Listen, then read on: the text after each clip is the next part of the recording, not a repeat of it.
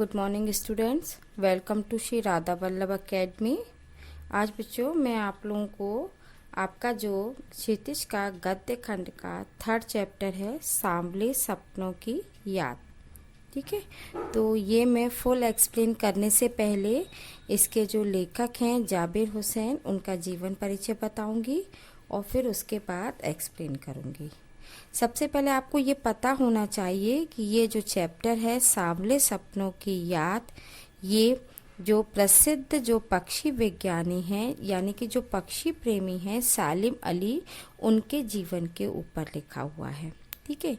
जब सालिम अली की मृत्यु हुई उसके बाद उनके जो दोस्त हैं जाबिर हुसैन, उन्होंने उनकी डायरी में से उनके पक्षी प्रेमी होने का और जो भी पक्षियों के संबंधित जो खोज उन्होंने करी या जो कुछ भी उन्होंने लिखा वो सब उन्होंने अपने इस संस्मरण में लिखा है। तो अब मैं सबसे पहले आपको उनका जीवन परिचय पढ़ाऊंगी। इस पाठ के जो लेखक हैं जाबिर हुसैन, और उसके बाद आपको ये पाठ एक्सप्लेन करूंगी, ओके। तो बच्चों, मैंने आपको बताया कि ये जो अपना चैप्टर है सांवले सपनों की याद, जिसके जो लेखक हैं जाबिर हुसैन, इन्होंने जो पक्षी विज्ञान मतलब पक्षी विज्ञानी जो पक्षियों के प्रेमी थे सालिम अली, उनके जीवन के ऊपर अपना ये पूरा पाठ लिखा है। तो सबसे पहले मैं इस पाठ के जो लेखक हैं उनके बारे में कुछ आपको बताती हूँ, उसके बाद मैं आपका चैप्टर का सार जो अंश है वो बताऊंगी।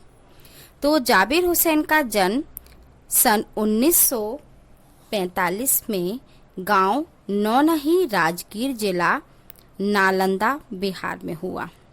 वे अंग्रेजी भाषा एवं साहित्य के प्राध्यापक रहे, मतलब उन्होंने अंग्रेजी भाषा और साहित्य के वो प्राध्यापक रहे। सक्रिय राजनीति में भाग लेते रहे। उन्होंने सक्रिय राजनीति में भाग लेते हुए 1977 में मुंगेर से बिहार विधानसभा के सदस्य निर्वाचित हुए और मंत्री बने।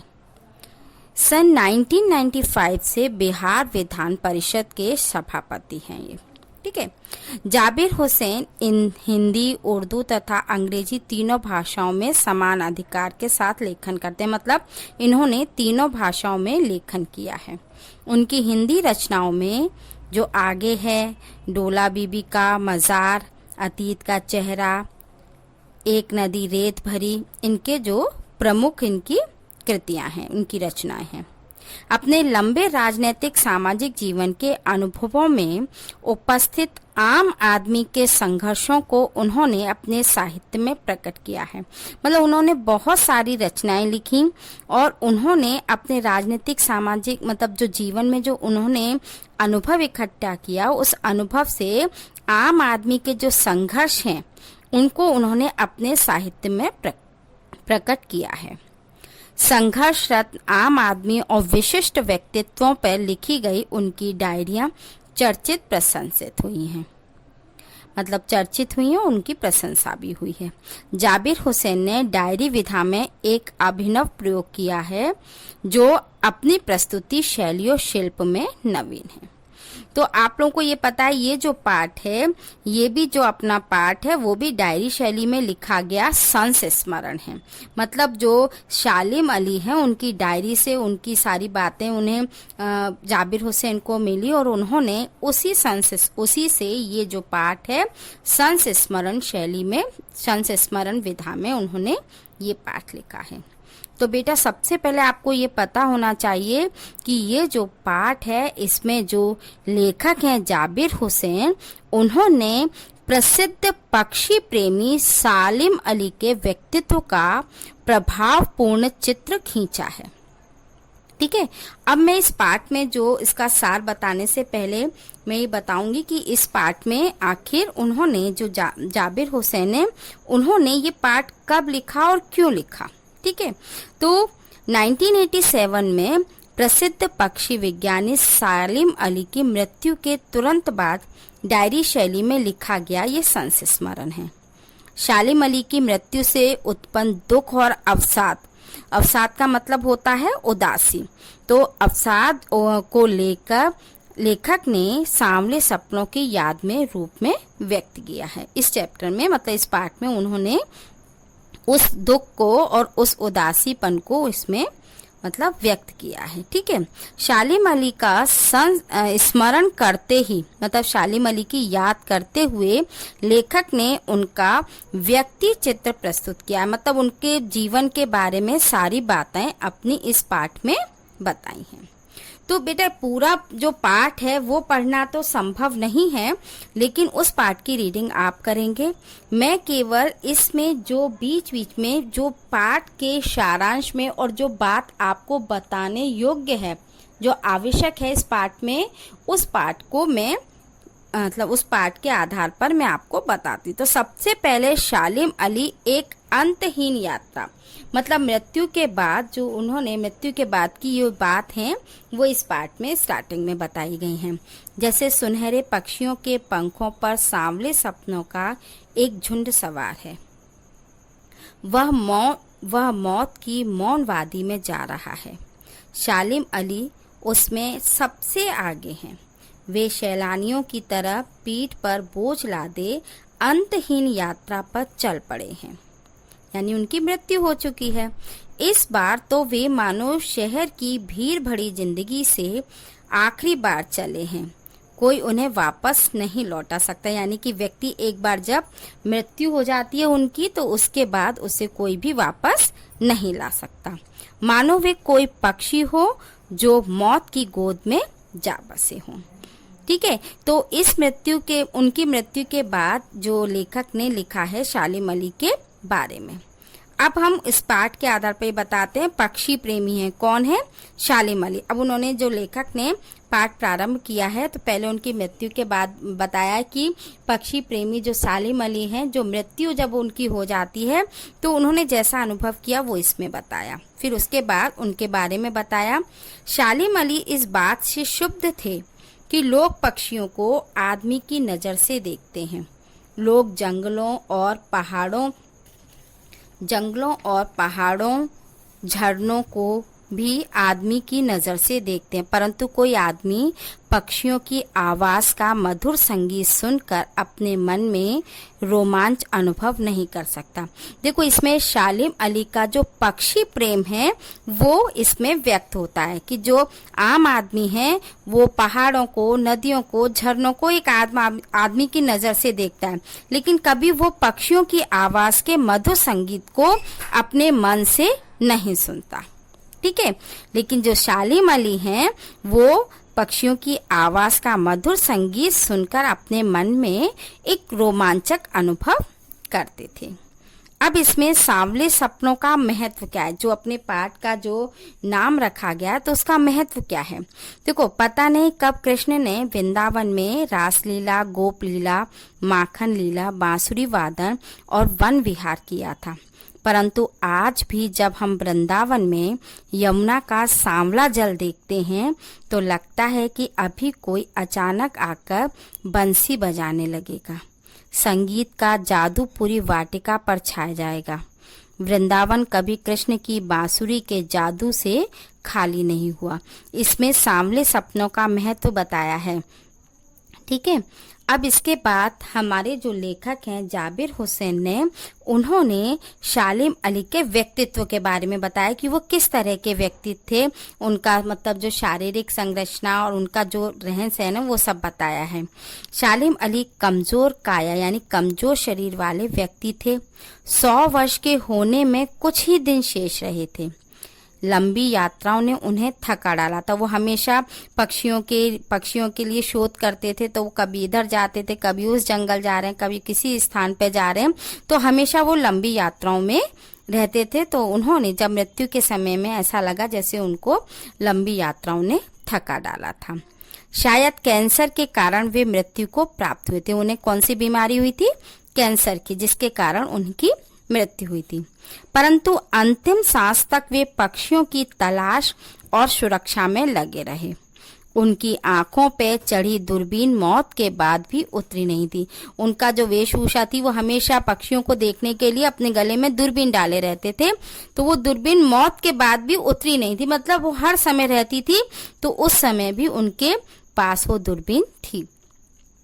सालिम अली की नजरों में दूर तक फैली धरती और झुके आकाश जैसा जादू था। उन्हें प्रकृति में एक हंसता खेलता रहस्य पसरा दिखाई देता था। उन्होंने अपनी दुनिया परिश्रम से बनाई थी, इसमें उनकी तहमीना का भी योगदान था। मतलब उन्होंने हमेशा पक्षियों के लिए शोध करते रहे। वो हमेशा दूर धरती तक और खुले आसमान को केवल देखते थे, पक्षियों को देखते थे और उनके रहस्यों को जानने की कोशिश करते थे। और इसमें उनकी पत्नी जो तहमीना है, उन्होंने भी योगदान दिया। अब उन्होंने इसमें एक बात और बताई, सालिम अली ने पक्षियों से बहुत प्रेम था, उनकी सुरक्षा की भी उन्हें चिंता थी। तो उन्होंने उसी सुरक्षा को लेकर अपने जो उस समय के जो प्रधानमंत्री थे, कौन थे, चौधरी चरण सिंह, तो उनसे भी भेंट की। तो अब इस प्रसंग में बताया है, सालिम अली एक बार प्रधानमंत्री चौधरी चरण सिंह से मिले थे। वे केरल की साइलेंट वैली को रेगिस्तानी हवा के झोंकों से बचाना चाहते थे। चौधरी चरण सिंह गांव की मिट्टी में जन्मे थे, इसलिए वे सालिम अली की पर्यावरण सुरक्षा संबंधी बातें सुनकर भावुक उठे थे। जब उन्होंने प्रधानमंत्री चौधरी चरण सिंह से बात की थी, तो उन्होंने साइलेंट वैली को रेगिस्तानी हवा से बचाने के लिए कहा था। तो जो चौधरी चरण सिंह थे, वो गांव की मिट्टी, मतलब गांव के जन्मे थे, उनका जन्म गांव में हुआ था। तो उन्हें पर्यावरण सुरक्षा की जब उनसे कोई बात की गई, तो वे सुनकर भावुक हो उठे। आज ये दोनों व्यक्तित्व नहीं, आज दोनों ही नहीं है, ना तो चौधरी चरण सिंह है और ना सालिम अली है। अब देखते हैं कि हिमालय और लद्दाख की बर्फीली जमीनों पे जीने वाले पक्षियों की चिंता कौन करेगा। जो लेखक हैं, उन्होंने ये कहा है, जब तो सालिम अली ने चिंता की और उन्होंने प्रधानमंत्री से भी बात की उनकी सुरक्षा के लिए, लेकिन आज वो दोनों व्यक्तित्व नहीं, दोनों ही व्यक्ति नहीं है, दोनों की मृत्यु हो चुकी है। तो अब वो जो लेखक हैं, वो कहते हैं कि अब देखते हैं, मतलब वो उसकी चिंता है उनकी, वो देखते हैं और कहते हैं कि अब देखते हैं कि हिमालय और लद्दाख की बर्फीली जमीनों पर जीने वाले जो पक्षी हैं, उनकी सुरक्षा और चिंता कौन करेगा। अब इसमें एक और बताया है, एक और इसमें मतलब एक लॉरेंस का स्मरण, उनको एक व्यक्ति और हैं जो पक्षी प्रेमी थे, तो उनका स्मरण हो आया। तो उन्होंने उनके बारे में लिखा है कि सालिम अली की आत्मकथा का नाम है for of the sparrow. D.H. Lawrence की मृत्यु के बाद उनकी पत्नी फ्रीडा लॉरेंस से प्रार्थना की गई कि वे अपने पति के बारे में कुछ लिखें। फ्रीडा ने कहा, मेरे पति के बारे में मुझसे अधिक मेरी छत पर बैठने वाली गौरैया जानती है। मतलब वह भी पक्षी प्रेमी थे। तो उनकी पत्नी ने कहा कि मुझसे ज़्यादा तो पक्षियाँ जो होते हैं, वो मेरी छत पे बैठने वाली गौरैया मेरे पति को जानती है। लॉरेंस का इतना खुला और सीधा सरल, मतलब जो लॉरेंस थे वो इतने खुले और सीधे सरल इंसान थे। अब हमें इस पाठ में जो लेखक के द्वारा जो उन्होंने लिखा है, उससे सालिम अली से क्या प्रेरणा मिलती है और क्या ऊंचाइयों तक वो कैसे पहुंचे, ये सब उन्होंने बताया है। बचपन में, मतलब आपको पहले तो ये भी पता होना चाहिए कि जो सालिम अली है, वो उनमें पक्षी प्रेम जागा कैसे। तो कोई ना कोई तो ऐसा इंसिडेंस या कोई ऐसी घटना घटी होगी जिससे वो पक्षी प्रेमी की तरफ मुड़े या उनको पक्षी प्रेम। तो उन्होंने उस घटना के बारे में बताया इसमें लेखक ने कि बचपन में गलती से सालिम अली के हाथों से एक गौरैया घायल हो गई थी। उसी दिन में वे पक्षियों की खोज में रुचि लेने लगे। मतलब जब वो छोटे थे तो उनके मतलब उन्हें किसी ने वो एयर गन होती है वो लाके दी थी। तो उस एयर गन को वो चला रहे थे, तो उसी एयर गन से वो जो एक गौरैया घायल हो गई थी। तो उसका फिर वो घायल होने से उनके अंदर जो पक्षी का मतलब बहुत ज़्यादा करुणा हो गई उस पक्षी के प्रति। तो उन्होंने उसका इलाज किया और उसकी देखभाल की, और तभी से वो पक्षियों की खोज में रुचि लेने लगे और उनके प्रति उनका रुझान हो गया।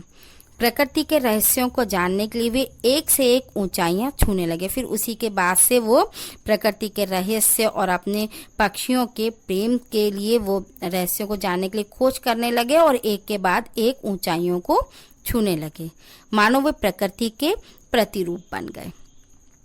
अब इसमें बताया है कि सालिम अली निरंतर भ्रमणशील रहे, मतलब हमेशा खोज करते रहे। तो भ्रमण यानी एक दूसरे मतलब एक स्थान से दूसरे स्थान जाते रहते थे। अखंड या अखंड यायावर बने रहे, हमेशा मतलब घूमते रहे और उसकी खोज करते रहे। उनकी याद करके लगता है कि आज भी वे पक्षियों की खोज में निकले हैं। मतलब इस मृत्यु को देखकर उनको, जो लेखक हैं, उनको ऐसा लगा कि आज भी वे पक्षियों की खोज में निकल गए हैं, लंबी यात्रा पर निकल गए हैं और अभी भी गले से दूरबीन लटकाए खोजपूर्ण नतीजों के साथ आएंगे।